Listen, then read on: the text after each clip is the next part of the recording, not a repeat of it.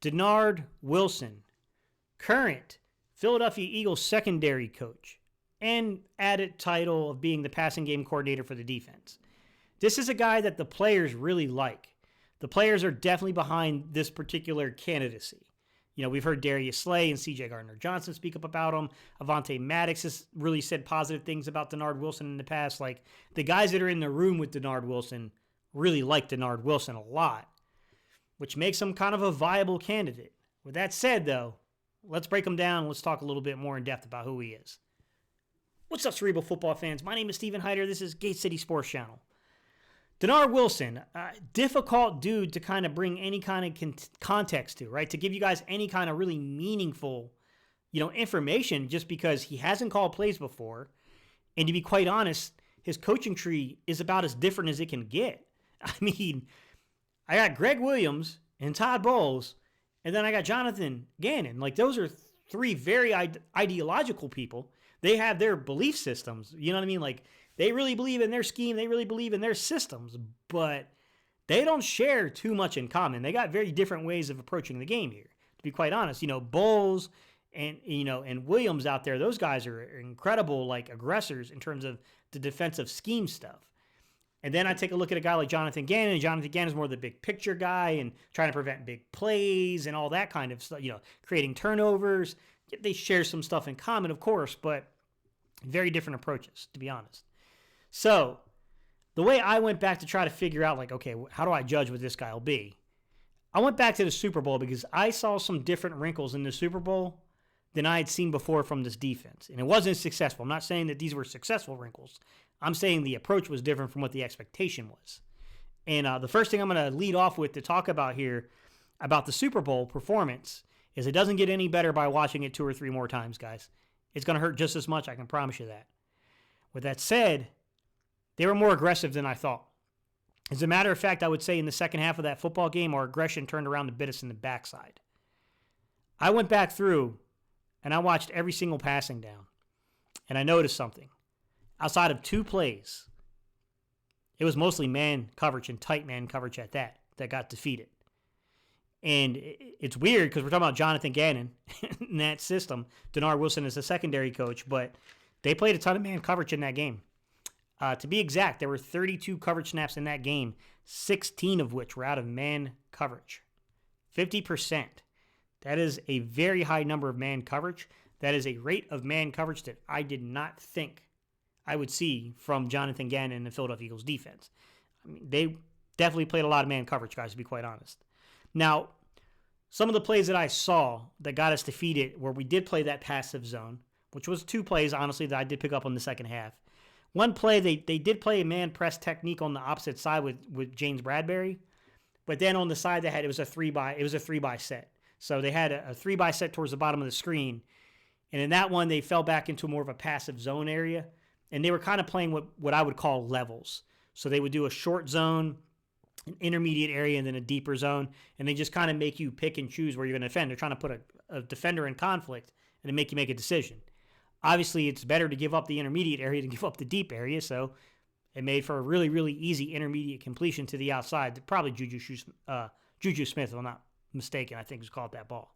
So Slay got caught on the play like that, and then there was a play with Avante Maddox where Avante's eyes got him in trouble to where he didn't get deep enough in his zone, man, and they just went basically right behind Avante and had a very easy pitch and catch for Patrick Mahomes. Not a play that I was a big fan of there. But outside of that, guys, I got to be honest with you. We got beat by 3 things from what I saw from the film in the second half. The Chiefs' ability to draw up protection. They used the field of condition against us, there's no doubt about that. I'm not making an excuse for the Super Bowl loss, guys, because that team had to play in that field too. But I'm also going to point out that clearly played a role. Like, the field condition had a role against minimizing our ability to get a pass rush home. And to be fair, they did a pretty good job of when they had to use a 6-man protection. I thought they did a pretty good job of testing our eye discipline, but they also set up 7-man protections too. So they fell into some max protection opportunities to where they did everything they could do to keep Patrick Mahomes upright. So that was phase 1. I noticed was their protection scheme was very well drawn up against this defense. The other thing that I noticed from them is that they weren't pushing the ball. They sped Pat Mahomes up. Pat was not sitting back there trying to take shots. There's only like maybe 2 plays I can remember off the top of my head where they honestly completed the ball at around 10 yards or more. Most of it was dump and dinks and just underneath stuff. It was designed to get the ball out of his hands fast. It was designed to basically do 2 things from a passing game perspective. Number one thing it was designed to do was to draw your eyes and defeat you with motion. Those touchdown plays, that was all about beating your eye discipline. One of those plays I think is a clear example of man coverage. I know some people thought it was cover 7, but you can see that CJ Gardner-Johnson never looks to get that passed off to him. I think what happened is Avante Maddox just simply took his eyes off of Sky Moore for a split second. And then he lost them, and it was a return action. It was a return motion. So when he started the return, Avante didn't see it until it was too late. Now he's late reacting to the return. It's a walk-in touchdown. They got Avante quite a bit with that motion stuff, guys. They drew his eyes and beat him. There was one play in particular I can remember where they made the ball like it was the play got called back, and they threw the ball out to the flats, and the play they got called back. They go right back to this play again. The very next snap, they give you the same look. Avante jumps out to the flats, and then they throw the ball over Avante's head and make an easy completion. Now, you could make a case that maybe that's supposed to be a coverage rule thing, and when there's a certain development in terms of the route development, that the coverage is supposed to be passed off.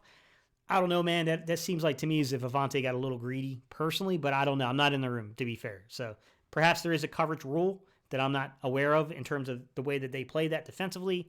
I'm just going to say that whatever it is, man, it didn't look good, man. They called our eye discipline there, no matter how you shape that argument.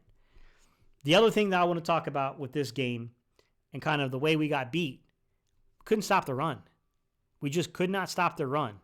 And that's an issue with this team, man. 4-man fronts and stopping this freaking run. They opened the game with 3 straight runs, got almost 20 yards on the first 3 plays through the running game. Whenever they really, really wanted to push the issue with the run, they were quite successful, man.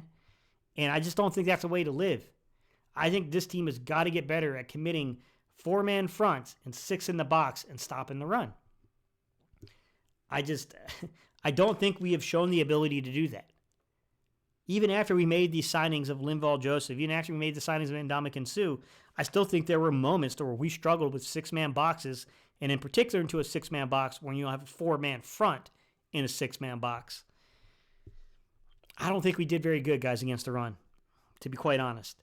Now, all this conversation leading us back to Dennard Wilson and this being the last game that we have to judge him on, I don't know what he'll be in the NFL, guys. I don't think one game should determine a man's outcome. I don't. He come out here stanky foot and all. With that said, man, I wish we were working with a different result. It would just be so much easier for an internal promotion off a Super Bowl victory to where the other guy got promoted. You know what I mean? Into a head coach. It would just be so much easier to then promote your passing game coordinator and your secondary coach to the DC title. But it's complicated now, right? I mean, I'm not going to sit here and hold you guys. I get that it's a complicated situation because of the results of the final game of the season.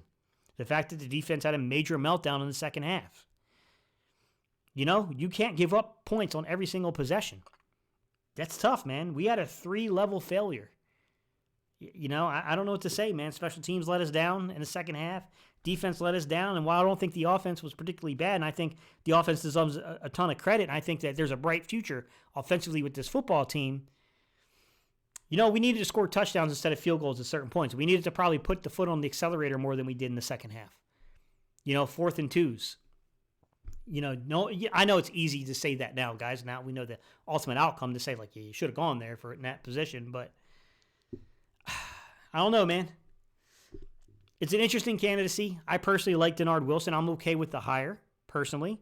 Just because Gannon didn't ultimately get the job done doesn't mean that Denard Wilson will not succeed there. With that said, I get people who are lukewarm to this. I understand you. I get it, guys. It's not an easy sell. I understand that. All right, guys, leave your comments down below. What do you think? I have no control over who they hire, guys. I'm not going to get myself emotionally tied to any candidate. I thought that Schumann, if they don't hire him as the defensive coordinator, man, if they can find a role for that guy as the linebacker coach. I already had a very impressive interview. Man, I think that dude's a riser. I think he could be something in the NFL, man. Get you another Nick Rallis type in here. Get you another guy that's a riser, a young guy that's on the, the uprise. Hey, it is what it is, guys. I don't know who they're going to hire. I do think that you can look at this from several directions. If you hire Sean Desai, then you have to hire pretty much probably a completely new staff. So that might be why they're doing so many interviews. I don't know. Hard to say, guys. Leave your thoughts down below. Let me know what you think. And I appreciate y'all, and I'll see y'all in the next video.